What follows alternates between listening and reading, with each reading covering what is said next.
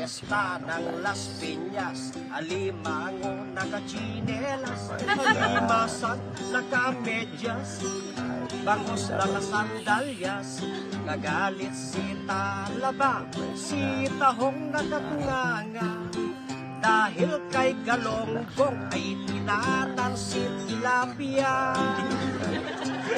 Fiesta ng Maynila, nagrally ang mga talangka, nag-strike ang mga biya, kabibe nakabakya, sumigaw si Lapu-Lapu, ipakulong si Hasa-Hasa, dahil si Tambakol at si Tulingan ay nandaya.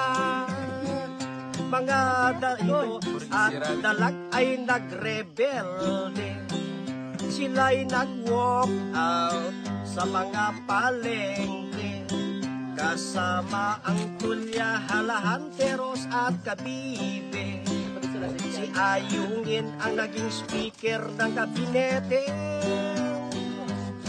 Fiesta ng Cavite, mga pusit nakakotse, hipon nakajigko, sumpo nakabikini, nagalit si Alamang, ang yabang ni Samaran, mula nang binuntis ni Jesri si Dato.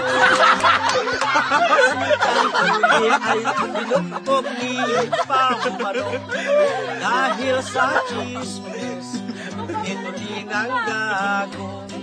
Si Dalagang Bukit ay nainlove kay Bisogo, iniwalayan niyang kalukat si Dailin ko.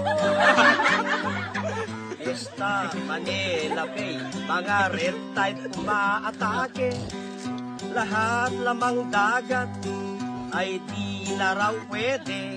Ang sabi ni Juan Flavier ay mag-ingat daw tayo, pagtiyagaan muna natin sardinas na walang ulo.